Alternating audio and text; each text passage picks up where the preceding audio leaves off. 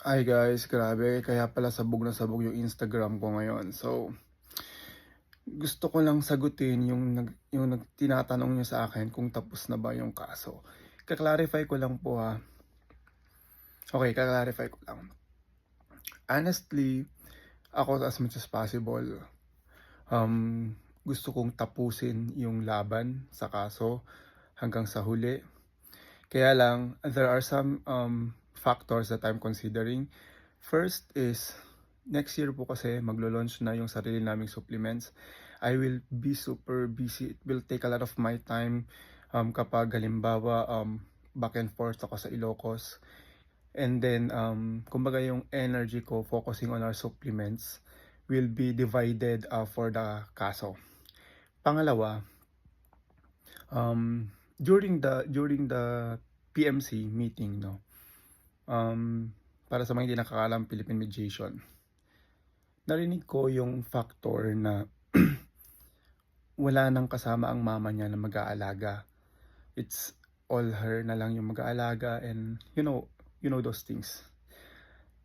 Ako kasi I'm confident na kaya kong ipa-convict, na kaya kong tapusin yung laban because all of the things that have been posted against me were validated and has been secured na talagang those are coming from her. And I also have witnesses.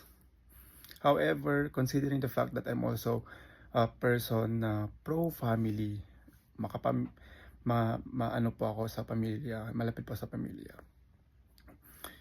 Inisip ko rin po yung factor na hindi kaya ng konsensya ko na halimbawa yung may mangyari masama sa mama niya.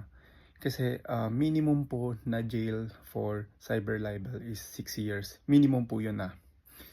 Although one count lang po yung na-file ko, I was planning also to file another cases before this.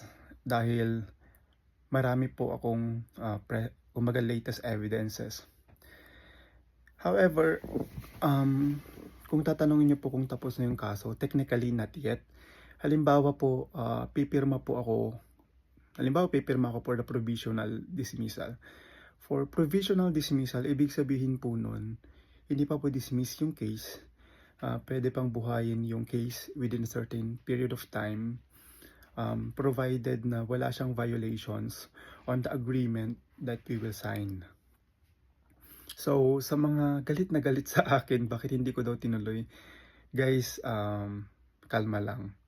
The fact that we have proven na may probable cause, the fact na na-issuehan ng warrant of arrest, and the fact na we've been into trial, ibig sabihin na malakas ang chance, malakas ang laban. So, ang dami rin nag-message sa akin na hindi pa rin nagbabago, mayabang pa rin daw and everything. Guys, wala na ako doon, okay?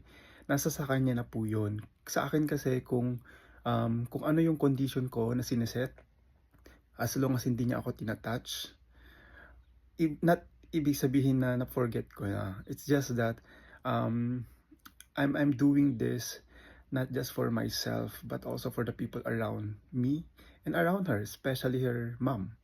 So kumbaga yung conscience ko is not really about sa sarili ko lang. So aside from that guys, yun nga, since we are launching our supplements next year under Fujiu Slim and Beauty Corporation, sinasabi ko sa inyo, sobrang daming time na kailangan ko. But just in case na kailangan kong buhayin yung kaso or revive yung kaso, I still have the opportunity to do so just in case may violations sa magiging agreement. And yes, tomorrow will be our hearing again in Ilocos. Sana clear.